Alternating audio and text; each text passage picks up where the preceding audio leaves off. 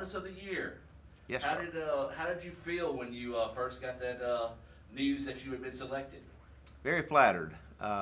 This community college, this educational program in Fulton and Itawamba County means a lot to me. It allowed me to achieve goals in my life that I never thought I would. So it felt extremely special, and I was very humbled. It means a lot to me because of my background, my growth here, and the people I knew growing up. So let's just talk about your time here at ICC and how it helped prepare you for your future and everything you've been able to achieve in life.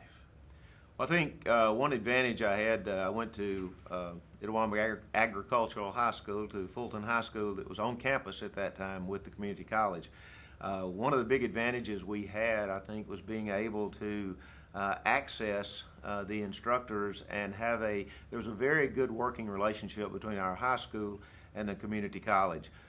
We were able to take courses that were considered advanced courses or honors courses, if you would, in high school that were often taught by the community college instructors. I think the level of instruction I had in high school, and then it just continued into the community college, I would put up against any that I had anywhere. I think the biggest difference was here at Itawamba. The one thing is that the community's invested in you. This is a community college, and they have a vested interest in you doing well. They have a vested concern. I think the biggest difference I saw here, and then when I went later to Ole Miss, and then to the medical center, the biggest difference I saw here was I was still, to each instructor, a person. I was still someone with goals. I was still someone with aspirations that they personally knew what I wanted to do, and they really were dedicated to making that happen. I think that bridge from going from high school to where you really want to be in life, I don't think any institution could have fulfilled it as well as Itawamba Community College did. Well, I feel like that mission stands true today with our current faculty and staff as well. Can you think of any teachers, and I know you may need a second to think about this, but teachers that were those big influences on you or maybe challenged you to be better than you thought you could be? Absolutely. I think one that jumps out right away is Dr. Jim Long. Dr. Long is still in Nettleton. I think he's retired to Nettleton now. He was a physics instructor. Just an absolutely awesome teacher. You've got educators who come in and give you information, you take it, and then you've got other people that I consider teachers. And teachers not only give you information, they give it to you in a manner that makes it practical, they make it useful. He was a master at that. He made learning fun. Physics is not always fun, but he made it fun. He put it into a practical aspect, and that was tremendous. Dr. Herb Parham taught organic chemistry. He too was always accessible, always available. When you got caught, you got hung in a difficult area, he was there to help you as long as it took. I think that was a tremendous asset. I had the English department in general. Miss Ernest was very good. I think I made it from my high school and my community college English. I was able to go through without having to worry too much. We were so far ahead of everybody else when we got, we meaning people who are educated in this area, when we got to the senior college. Just a tremendous aspect. I had Miss Sam Mayhall, who was a part-time teacher. The instructor at that time in mathematics was out for a while, and Miss Mayhall came in. I had her in high school. She was absolutely a legend. She's the only person that didn't need back in those days, a slide rule. She didn't need it. She had the cosine sign. She had all the functions memorized. You could just ask her while everybody else is thumbing through the book. She was amazing. But each one of those were individuals. Carl Comer is a standard that's been in this community forever, and he was always accessible to help you when you were ready to make transitions to the next level, what you needed to do to be successful. I think that those are just some examples of folks that were always there, always available, and made education personal and fun. Well, you were also a member of the baseball team. Can you talk about some memories that we can talk about maybe from the baseball team? And who was your coach at the time? Coach Montz was the coach at the time, and he was Great. I think being a member of the baseball team would be better than being a player on the baseball team. Back in those days, if you had a glove, and if you go back and look in the annual and you see the pictures, about half of us have on slippers instead of baseball shoes. We played on a red clay field that's down in the lower part near where the junior high used to be now. We played, actually it was quite an experience, because what you did is you played the freshman teams from different areas. We played the Ole Miss freshman team and the Mississippi State freshman team. It was during the time we were playing those freshman teams that I saw medicine as a better option than baseball for my future. I did have an at-bat against some left-handed pitcher that threw about, they didn't measure it as much back in those days. I would say he was probably in the low 90s. And the first pitch he threw, I heard hit the mitt. And they called it a strike, and I looked at the umpire. I said, I just laughed and said, "Are you sure?" He said, "Are you questioning balls and strikes? You can't do that, boy." I said, "No, sir. I didn't see it. I don't think you did either." So I stepped back in the box, and he did the same thing again. I didn't say a word. He threw a curveball I swung at 4 times before it hit the ground in front of the plate. Trotted back over, and Coach Mont said, "Have a seat, son." And I don't think I ever played again. But it was great camaraderie. It was a lot of fun. All the sporting events, all the teams were very close and making good friendships. There were several on that team. Bobby Thomas was a friend of mine who's actually in the area now. He played on the team and went on to play some ball at the next level. Hank Stone was actually one of the early African American individuals when we integrated back in the late 60s. Tremendous athlete. He actually played in the farm system for a short while with the Cardinals. His father and my father worked together, so that was a special treat. But fun times, absolutely. Well, when you look back at IJC now, then, and now ICC today, what's the biggest thing that stands out to you, or the biggest takeaway that you can see from then and now? I think, number one, the facilities are tremendous now. As I said, we were a shared school back in those days, and a lot of that had to do just with the finances of both the high school, and the community college or junior college at that time. The facilities now are top notch. I mean, there are colleges and college campuses that I've been on that do not have the facilities that are here. The other thing is, I know personally some of the instructors, some of the teachers here. I know one real well. My daughter teaches here now. But folks like Larry Armstrong was an English teacher who did his practice teaching when I was in high school. Then he moved up to the junior college at that time. People tend to, once they get into this system to teach, they tend to stay. And I see folks now who, we work with folks at the hospital, nurses in particular that trained over here. The level of training and the level of competency and the background and strength is the same that I felt when I was here. I think that's the one thing that stayed consistent, is the quality, while the facilities and the opportunities and the different areas that you can enter are bigger and bigger and bigger.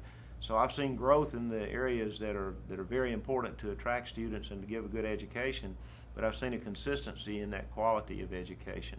And to me, that's what you're supposed to be doing. So very proud of where this college is today, and very excited about where it's going to be in the future. I think that's a great testimony for the college. If there's a student out there, maybe a family that's thinking about sending their kid to ICC, what would be your pitch to them on why they should become a member of the ICC family? I think probably the key to that, to me personally, is the name community college. I alluded to it earlier. Having the opportunity to stay in your community and still be surrounded, it's a big jump from high school to a major college. It's a big step from the standpoint of, you go into a class where my first physical chemistry class, there were 150 students in there. And we had a guy that back in those days wrote on a blackboard. It was a sliding blackboard. You could slide it 4 times one way and 4 the other. He wrote and erased at the same time. You were 1 in 150. Over here, I was in organic chemistry. I was 1 in about 32. And somebody was always available. It's a really big step, and I think community is the key. colleges are different today. They're big, and some people are ready to go directly from high school to college, to a major college. I think having the closeness, the smaller classes, the ability to still be in your same community where people know you, it still keeps you having a certain degree as a student of responsibility and accountability, but by the same token, it gives the ability to start gradually moving into more and more and more acceptance of your own being accountable for what you do. So I would say far and away the best thing is that community surrounding, the community environment, and the interest in small classes that allow you to ease into the next step. It is indeed a challenge. It was a challenge for me after 2 years here to step into that other environment where I became quickly a number rather than a person. And that's okay, because in real life that's what we all become. But the transition going smoothly, the ability to go through that transition a little at a time, gives you a really well-grounded basis when you move into that next environment. So it doesn't matter if you're going from a community college to a major college, or you're going from a major college to a residency or training program, or training and residency into a job world or the job world. Transitions that are more smooth and are a little bit protected sometimes, I see that as a benefit. This moment is for you to say your thanks, and then anything else you'd like to add. Well, we were talking outside. This campus holds a lot of memories for me. I lived just a few blocks away. I had some of my best friends were folks who had parents who were teachers here. Dr. Doug Thrash, who is a veterinarian here, his father was a teacher here, as was his mother, the dietitian. Lanny Sheffield was a good friend of mine. Nancy St. Clair, her parents taught here, and they lived in the little houses that you guys wouldn't want to live in nowadays. But it gave me access to come to the college, and we played in the gym. We played on the football field. Coach Miller didn't know it. We played on the entire campus. I think I told you, in the area where we sit now, there used to be a dormitory. When they tore those down, we made a lot of money. We got paid a penny a brick to knock the mortar off, and made some pocket change doing that. I have really special fond memories, not just of this community, but of this college and of these grounds in particular. So it means a lot. No matter where we go in life, I think we always sort of reflect back where we started. And I think the best thing that ever happened to me, bar none, was growing up in a community like Fulton and Itawamba County, where community means something. People look out for each other's children. People look out for each other. There's just a sense of community that's huge. And this college, to me, embodies that. It continues it. So I have some very, very special memories of just the general area. People-wise, I mentioned some of the instructors before. I remember the crew balls when they were the early on folks. I took my first swimming lessons. I learned to swim in the little swimming pool up here. Buster Davis, whom is well known to the community college group, was my teacher. I learned to hate him when he did that. I was a little kid that was scared of the water, and we'd get ready to get in the pool, and Buster would hold an inner tube and say, "Just jump in, you can trust me." And he would stand about 3 feet in the water. As soon as you jump in, he started backing up, and you watched his feet, and you were drowning. So I didn't really enjoy that, but I learned to swim. He did not let you drown, and I owe him a debt of gratitude because I got over my fear of water. Truthfully, it was swim or drown. But memories like that, things when you grow up that become part of who you were, so to speak, but more importantly, who you are today, I think that is probably the greatest thing that I've been fortunate enough to have in my lifetime, and that was the people and the community that I grew up in. A safe place. Back in those days, you could ride your bike, get up on Saturday morning and go ride your bike. You heard your dad whistle or your mom yell, and you knew it was getting close to dark to go home. Everybody trusted everybody else back in those days. I know those are kind of foregone days, but it sure was nice to be able to grow up in a community like this and have the memories that I'll carry with me the rest of my life. You established a scholarship to help future students. You're serving on the foundation board. Share a little bit about why that's important to you to give back to ICC.